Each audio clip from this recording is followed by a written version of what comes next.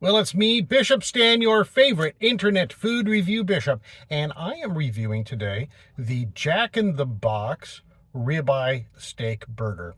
They only come out with this once in a while. They had one last year. I saw reviews for it that were from 5 years ago, so I don't think that they've had this for a while. So I think this is just one of those limited time things that they do that's fun, or maybe a bunch of dairy cows died and so they needed to make the burgers. And but this is actually quite a bit different than the other Jack in the Box burgers, and so I'm excited to try it. Normally Jack in the Box burgers, they're okay. The Jumbo Jack, it's all right. The key to buying something at Jack in the Box, along with McDonald's or other kinds of chains like, say, Burger King, is you have to go in and you have to specially ask them to make it fresh if you have the time. The reason is that they will all put the burgers in the warmers. The warmers are steamers. So by the time you get it, you have a rubber burger. And it tastes like a rubber burger for that reason. So I went in and I have changed my official policy on reviews. I now go and I tell them I'm doing a review and they need to make me the best one they can make. And so that's important because I think it's the only way to kind of even the field is to ask them for the best one that they can make. And so here we go. This is what they think the best one they can make is. Now, I actually go in there a lot, because I have coupons and stuff like that. I'm kind of a cheapskate. And they know me, So, but I told them that I wanted a stock burger without onions. That's the best that they can make. So here it is. Comes in a nice box. Smells good. It actually, it smells more like a steak. Well, my car was overheating, my phone again, but that's the problem with the dashboard review. So back to the description. So it comes in a box. Smells good. It actually smells like an old school real steak burger. Smell is very important. All right. So here it is. This is wrapped up in a nice paper, and this seems like a very small detail, but it's not. It's a good big detail. This burger is now 15 minutes old, which I reckon is probably about the average amount of time. But when you combine it with this, it actually makes an aspirated warming box. So even so, it's still pretty warm. Here's the burger. I got the bacon burger. It comes in two varieties, with and without bacon. There is no option for with a double burger. Otherwise, I might have got the double burger. It looks pretty good. So let's do the burger teardown. I read through their app. The app kind of gives extra details. This is not one thing about Jack in the Box is they're not afraid to really change things up. So sometimes they'll have pretzel buns. Their average bun is okay, but it's no award winner. But look at that. That looks pretty good. Let's get that for the camera. So you see that cheese? That's a real cheddar cheese. That is not American cheese. The bacon is pretty thin. I wish it was thicker. They put about the right amount of lettuce on. The bun is a potato. That's a potato bun. Potato buns usually are not as squishy, but they're more moist. That is because adding mashed potatoes to your dough retains more moisture. Let's take a look on the inside. All right, so it's got mayonnaise. And here, whoops, lost part of my burger. Here they're not afraid to give you some tomatoes. And I would say that's just about the right amount. If you don't like tomatoes, it's not the right amount. I don't know why they didn't put pickles on, but I took a look and they definitely followed the schematic. It's not supposed to have pickles. So let's see if it's not supposed to. It also has an aioli sauce, which is some sort of flavor in it. I don't know. Basically, it's another way of saying fancy mayonnaise. But lots of fancy mayonnaises taste great. So here we go. Now, that box and this combination actually have kept the burger pretty warm. My advice to you, if you want to be an expert level burger eater, is do not eat the hamburger 100% hot. You want to, but don't. What you want is it like warm. Okay, that's what you really want, but you want the vegetables cool. So when you're there, your tongue will actually be able to perceive more flavor. I'm going to turn off the AC. Hopefully it keeps my phone from overheating. So let's we go down the hatch. Hmm. Hmm. Wow. Hmm.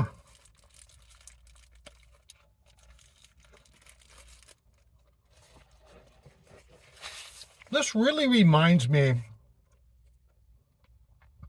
of the old 1980s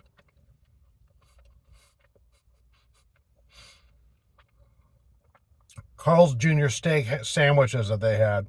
And if you didn't have one of those back then, those are like the eighth wonder of the world for steak sandwiches. They were really good. And this is terrific. This is a terrific burger. Kudos to you, Jack in the Box, especially the one in Santa Clara on El Camino Avenue.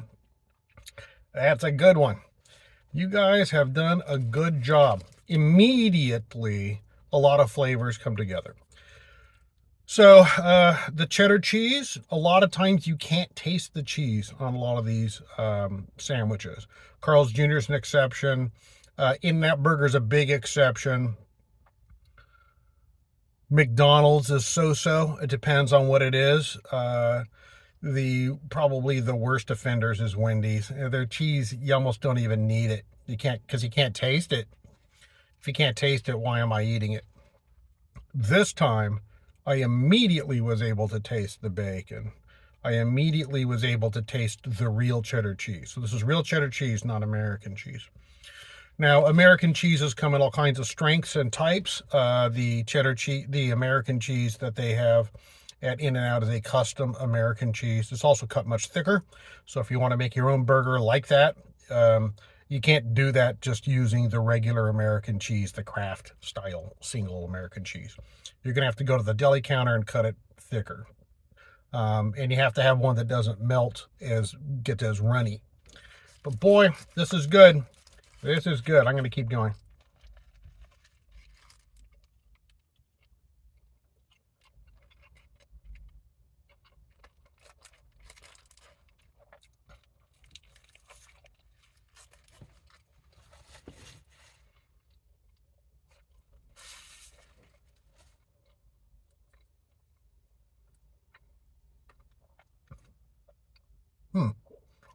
All right.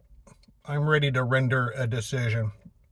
And I have some comments before I give the decision. This is easily the very best burger that Jack in the Box makes.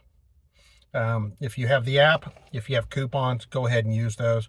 I saw a coupon for $3 off. That's what I actually used on mine. This is a winner. So I don't know that they necessarily need to keep this as the prime rib burger. The burger definitely has a different texture than the regular burger. But I think if they made the same burger as this, but switched out the Jumbo Jack meat, I would be happy. And this would actually be a top rank burger. So in quality and in experience, I would almost put it against the In-N-Out.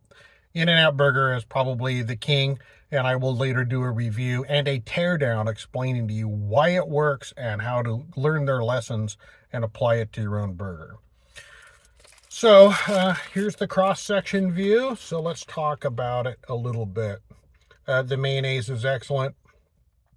The burger itself has a lot of flavor and it has a different texture than the rest. The bun is pretty good. It's not an award winner. The bun is pretty good. It's not an award winner, but I like it. It's pretty good. It's all right. I'm not sure. Maybe it dried out a little bit on the right over here. I'm going to turn off my AC again. Would it benefit with the pickles? I kind of think that they may have made the right call by not putting the pickles in. But I definitely would order this burger again. This burger beats out a lot of the other burgers. This burger is, I think, up in the same class as the In-N-Out or the Smash Burger. Some people, they say, don't think Smash Burgers. That's great. And they're free to be wrong. The Smash Burger is an excellent burger. But let's get this in view and we can talk about it more. The burger, the bacon, you can definitely taste the bacon. They put, I think, the right amount of lettuce on. You get your crunch. It's not too little. It's not too much. Um, and it's whole pieces of the leaves instead of lots of little pieces that fall apart. A lot of times when they chop the lettuce up to make these, in the proper old school way, they would cut them angel hair thin. And that actually made things very crisp, very light tasting. And then they started broad chopping them, and then just they end up all over your shirt. You start off with a certain amount of lettuce, and that's it. So down in the old Los Angeles scene, they would cut like a fifth of a head of lettuce and stick it on there. You had a whole salad going. This is a terrific burger, and I'm going to give it a straight A. Bishop Stan has rendered his verdict, but I am the judge and you are the jury. Have you tried this? Do you want to try it? Do you have any thoughts about it? Go ahead and leave a comment below. I'd be interested to hear what you have to say. Well, everybody, this is an A burger. This is a burger for you to learn lessons from to build your own home burger concept. What will your burger be like?